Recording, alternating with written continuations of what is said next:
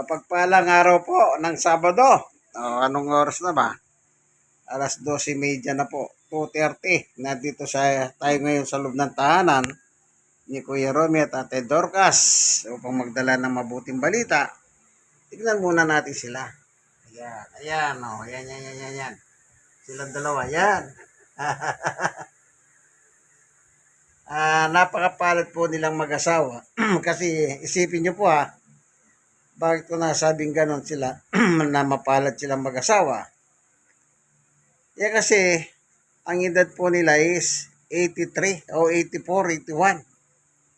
Sipin nyo yung edad na yan, malakas pa sila. Yun po.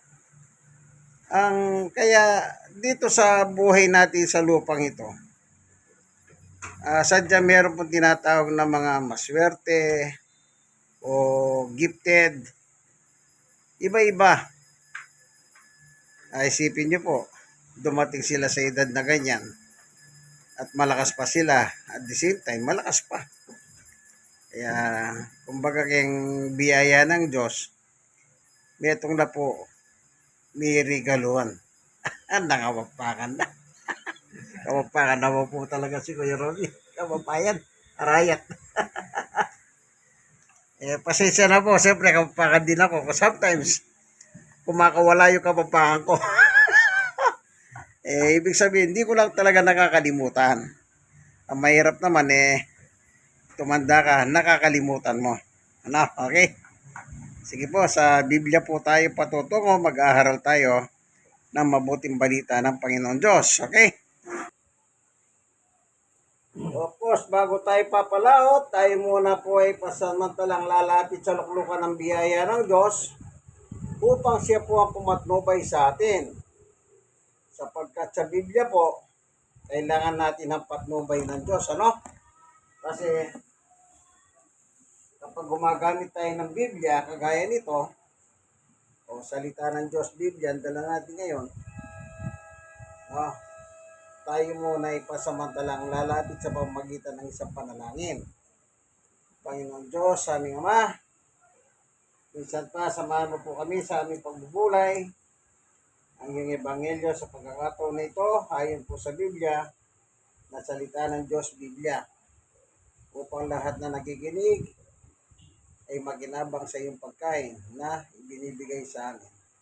Salamat po sa ngalan ni Jesus. Amen. Yang makarating ka sa edad na ganyan, meron kasi sa Biblia, actually, yung pagiging matanda po yung si Melchizedek, 900 plus. 900 plus ang taon niya, edad. Kulang sa 1,000. Isipin niyo po yan. Yan. Pero, lagi niyong tatanda ang nagbibigay anak, ang Diyos. Kaya kung tumanda ka man, Diyos pa rin ang nagbibigay buhay sa iyo. Ngayon, ang sinasabi ng Biblia ng mga ngaral ay, eto po kung minsan tinatanong nila yung mga tao, ano kaya ang kapalaran ko? Hindi po ba sa yung mga nagbabasa ng palad?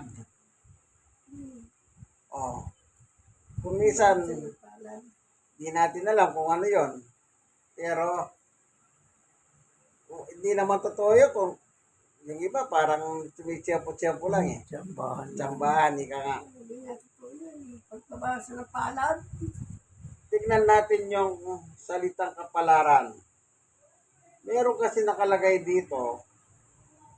Ito, dito sa mga ngaral, ito.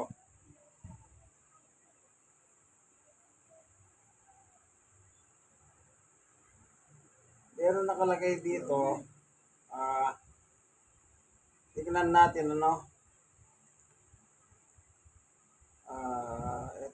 titignan lang natin. Ito, sa mga ngaral 9, sa last paragraph ng 11, ito nakalagay. Ano po? Bawat tao may kanya-kanyang kapalaran. Ewan ko naman, bakit may mga tao na pupunta sa mga palmistry o yung bumabasa ng palad daw o nagbabasa ng baraa. Usually, malapit siya sa mga simbahan meron. Na sinasabi na, oy, tingnan mo nga yung palad ko, anong kapalaran ko? Especially yung mga mahirap naghahanap ng mga asawang mayaman. Na madaling mamatay. Sabi nga nila. Di po ba ganon? Nagpapabasa ng palad. So, ang nakalagay dito, kung inyo mapapansin, ang sabi ng mga ngaral, yung dahil ang bawat tao may kanyang kapalaran. Yan. Sa 12, sa first paragraph, pero hindi niya alam kung kailan darating ang takdang oras. Oh. Ano man yung inula sa iyo ng manunula, halimbawa, o yayaman ka, hindi niya alam kung kailan ka yayaman. Pero ang inula niya, yayaman ka. Kasi nakalagay dito sa Biblia, pero hindi niya alam kung kailan darating ang takdang oras. O, kung anong panahon darating yan, hindi mo alam. Kaya yung mga hulang ganyan, lalo na po yung nabalitaan niyo na ba yung Nostradamus? Oo, yung Nostradamus, yung umuula na sa kanyang mga hula, parang nangyayari. Pero yung hula, halimbawa, matagal na. Then, nangyari ngayon, ano sasabihin ng tao? Ay, hinula ni Nostradamus yan.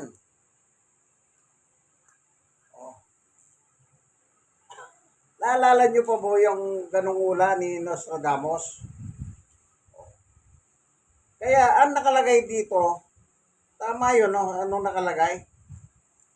Pero hindi niya alam kung kailan ang takdang oras. Meron namang umula, ito mga reliyon, noong 1700s, inulaan nila, darating daw si Jesus. Ayan. Pero hindi nila alam kung kailan. At ang nangyari, yung ibang nanguhula ng mga nasa simbahan na hinula nila yung petsa at taon. At least yung kay Nostradamus, hindi niya alam kung kailan magaganap. At kung naganap man yon, at least may hula. Pero hindi naman tayo talaga doon, ano? Pero yung mga religious person, sinabi nila, ganitong tahon, ganitong buwan, ganitong araw, darating ang Panginoong Yesus. At dito naman sa bansang Pilipinas, mayroon namang umula. Si Apollo Kibuloy. Oh. Nung papasok na tayo sa year 2000, inulahan niya December 31, 1999. Darating si Jesus. Doon sa Tamayong sa Davao. Kaya magdamag sila doon, nagkasasaya, may awak silang hilaw, dahil doon daw makikita nila. So, hindi dumating. Ang sabi ng Kibuloy, binibigyan pa tayo ng isang pagkakataon, sabi niya. Sa isang taon, year 2000 na. Parehas, December 31, year 2000. Doon na pumasok yung Y2K kung tawagin nila nung araw. Nagbiba-biba na sila doon. Nagsaya na sila ng nagsaya. Hanggang sa hindi dumating. Inabutan sila ng sikat ng araw. Kinabukasan, walang dumating. Yan. Kaya sinasabi ko pong ganito, ang sabi ng Biblia, ang sabi niya, ano sabi ng Biblia, basahin natin muli Dahil ang bawat tao may kanya-kanyang kapalaran. Yung iba, umuula sila, yung kapalaran, ula. Yung mga iba naman, religious sector naman, hula. At walang nangyari. Inula nila yung kapalaran ng pagdating ni Jesus. Pero ano nakalagay dito? Pero hindi niya alam kung kailan darating ang takdang oras. Tingnan natin yung 24:36. Even ang Panginoong Yesu-Kristo, para lang tayo magkaroon ng kaalaman about diyan, ito. 36. Ito. Mateo 24:36. Kasi ang tinatanong dito si Jesus Ang tanong kasi kay Jesus ay ang tanong kasi ay ito 24 3. Habang nakaupo si Jesus sa isang lugar sa bundok ng mga Olibo, lumapit sa kanya ang mga tagasunod niya at nagipag-usap ng sarilinan. Sinabi nila, kailan po mangyayari ang sinabi nyo? At ano po ang palatandaan ng muli niyong pagparito at ang katapusan ng mundo? Tingnan ninyo ang dito sa 36, tungkol sa araw o oras ng aking pagbabalik. Walang nakakaalam, kahit ang mga hangyel sa langit o ako na mismo na anak ng Diyos. Ang amala mga nakakaalam nito. Walang nakakaalam. Maging ang kapalaran po natin, walang nakakaalam. Anong magiging kapalaran natin sa mundong ito? Kaya nga sabi ng mga ngaral wala. Di mo alam kailan niya. Pero yun nga po, maraming mga tao na pinagpapalagay nila, yung kapalaran nila ay ganito. Yan. Tayo po bilang mga tao, hindi tayo dapat sumusobra sa nakasulat. Alam nyo, kung ano po yung nakasulat, yun lang po ang ating tatandahan at tatanggapin. Sabi ni Jesus, wala. Even, kahit ako, wala akong alam, sabi niya. Ang ama lang ang nakakalam. Isipin nyo po, merong umulan na ganitong taon, meron pa nangyari from Canada. Nagpunta pa sila dito sa Pilipinas. Nagsisigaw sa kalsada na ganitong buwan, ganitong araw, ganitong taon, darating si Jesus. Tapos hindi dumating.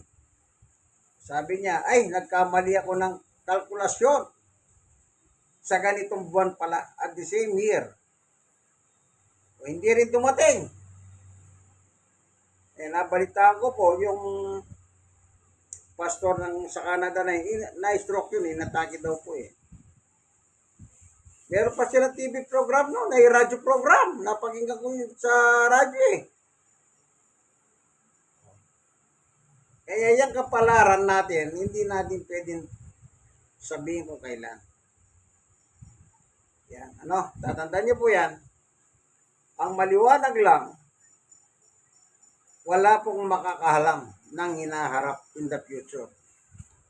Hindi mo alam kung yayaman ka bukas. Wala. Kaya yung mga nagpapaula, siyempre yung mangula, Imposible masasabihin ng mo, mamamatay ka na bukas. Palagay ko, pag gano'n ang ulam mo, hindi ka nababayaran ng yung customer mo eh. Dahil mamamatay na pala. Karamihan ng ulam para maganda, ay pawang maganda. Kanya lang, hindi mo lang alam kung kailan mangyayari. Yan. Kaya yung ula ni Nostradamus na magkakaroon ng ganyan. Marami na pong inula yung Nostradamus na yun eh. Na nangyari ayon sa kasaysayan. Ayon sa balita. Pero ako hindi ko alam kung sino yung Nostradamus na yun. Kaya Rami, alam mo ba yung Nostradamus na sinasabi? Hindi ko lang. O yan, nakita niyo po. Sa kabila ng 84 na siya, nadidinig niya lang. No? Mas lalo na ako. Mas bata ako sa kanya, ng 20 years. Wala akong nakita retrato ng Kaya, ni itsura, hindi ko alam ang itsura ng Nostradamus na yun eh. Kaya sa Pilipinas, meron naman yung babae. Hindi ko lang natandaan yung anong pangalan kasi na umula din siya. Nostradamus din ang dating. Pero hindi masyadong pamilyar sa akin yun eh. Babae naman siya. Kaya yung kapalaran ng tao, wala talagang nakakahalam po. Walang nakakahalam sa kapalaran natin in the future kung magiging ano tayo. Kasi, unang-una, hindi naman po tayo kagaya ng Diyos eh. Kaya hindi natin alam. Kaya sinasabi nga nila, kita nyo, sabi ni Jesus, maging ako, wala akong alam eh. Kung kailan ako babalik. O, kita nyo po, anak siya ng Diyos. Eh tayo, malayong malayo. Tao tayo, nilikha sa labok. Mas lalo tayong wala tayong knowledge. Pero ang mahalaga po, yung habang nabubuhay tayo, ganito, nung nag-aaral kami, ang tanong ng teacher, especially pag magtatapos na yung taon, ewan ko si Kuya Romy kung nakaranas din ganon. Di ba Kuya Romy, ang tanong ng teacher, anong gusto mong maging ka? ayan, natatanong yun mga. Yan, di ba? Natanong na yan.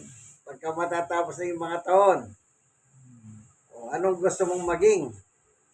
Ngayon, may kanya-kanyang ano dyan, gusto eh. Magandang tanong lang yun. O, yan, gusto namin maging doktor o ano man. Pero magtataka ka, yung sinabi mo, hindi mo rin nakuha.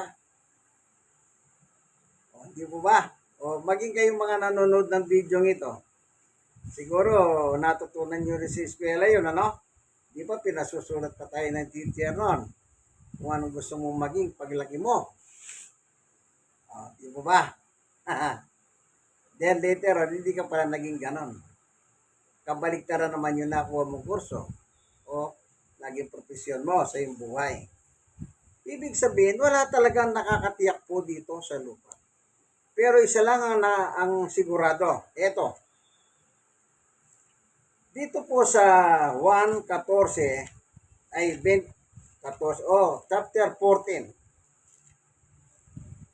Ang sabi rito ni Jesus, ito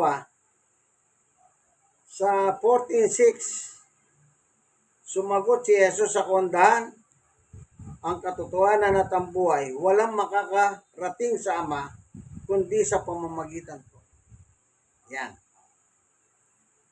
Sa lahat ng tanong ng teacher, kung anong gusto mong maging, wala pong nagsabing,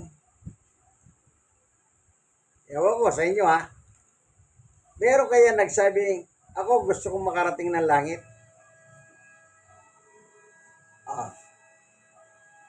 Palagay ko wala sumagot na estudyante ng ganon na kung anong gusto niya pagdating ng panahon.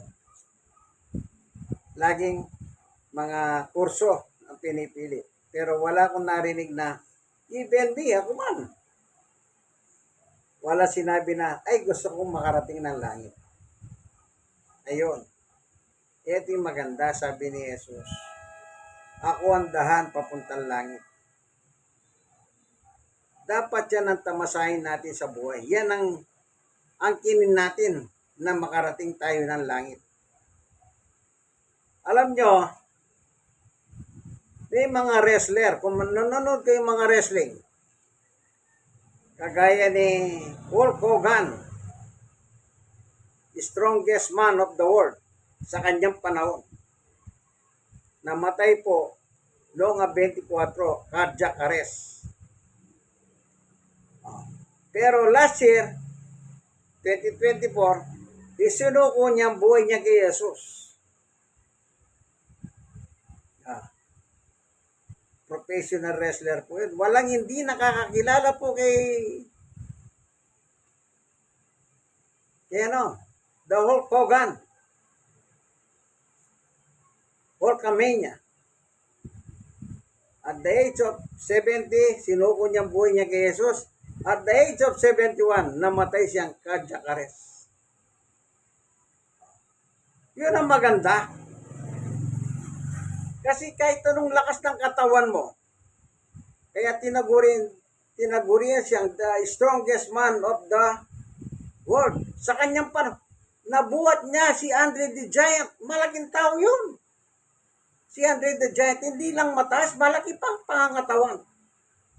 Pero nabuhat niya po. Ako napanood ko yun. Nabuhat niya. Kaya tinagurian siyang strongest man of the world sa kanyang panahon. Ngayon, wala na rin po yung Andre the Giant. Matagal na rin namatay yun. Pero ang ibig ko sabihin, si Hulk Hogan, isinuko niya ang buhay niya kay Jesus. Nakita ko po yan, napanood ko sa YouTube yun. Yung pagsuko niya kay Jesus. Yun ang magandang kapalaran. Ang buhay mo, isuko mo kay Jesus. Para dumating man ang panahon na babawi ka ng buhay ng Diyos. Masasabi mo, pagdating mo sa harap ng hukuman ng Diyos, yes sir, mission accomplished. Walang nakakahalam sa kapalaran natin. Sabi nga ng Biblia po, hindi alam kung anong oras, kung kailan panahon niya. Ang mahalaga, bago tayo aalis sa mundong ito, isuko ang buhay natin kay Jesus. Kayo mga kaibigan nanonood ng video, hindi pa po uli ang lahat kung sakali man. Kung hindi nyo pa nasusuko ang buhay nyo kay Jesus, panahon na po isuko nyo. Bakit? Pinakamaganda pong magagawa ng tao sa kanyang buhay. Kung ano man yung nagawa natin, kung dito lang sa lupa yan, hanggang lupa lang po yan. Pero yung isuko mong buhay mo kay Jesus, panglangit po yan. Amen. Yan po pinakamahalagang kapalaran natin na dapat nating magawa habang tayo nabubuhay sa ibabaw ng mundo. Salamat sa iyo, Panginoon Diyos, sa iyong pagtuturo sa amin. Yang kapalaran namin, hindi po namin alam kung ano man yan. Salamat, meron ka salita. Salamat po, magtyaga kang nagtuturo sa amin. Salamat po, Panginoon Diyos, sapagkat pinakain mo kami ng aming pagkain pangkaluluwa. Salamat po sa ngalan ni Jesus. Pagpalain mo po ngayon ang sambayan ni Kuya Romy at Ate Dorcas na sila po ay pareho ng senior citizen. Kung sakali man dumarating po ang sakit o anuman, ikaw na po ang bahala sa kanilang buhay, Panginoon Diyos, sapagkat ang iyong salita ay laging dumarating sa kanilang tahanan. Sa papasalamat po kami, si RG po, nakapasok na sa trabaho. Yan po yung magandang accomplishment na pinagkaloob mo po sa kanya. Kasi po kami mga tao, wala naman talaga kami magagawa. Even doktor, maging ang gamot, wala. Diban na ikaw po ang magpapagaling ng aming mga sakit. Kasi ikaw po ang aming kinikilala, the great physician. Maraming salamat po. Bigyan mo silang mapayapat na ibig na tulog, O Diyos, ang kanilang buong pamilya mula sa anak, manugang at mga hapo. Saan man dako sila nakatira, Panginoon Diyos, ano man po ang kanilang hanap buhay.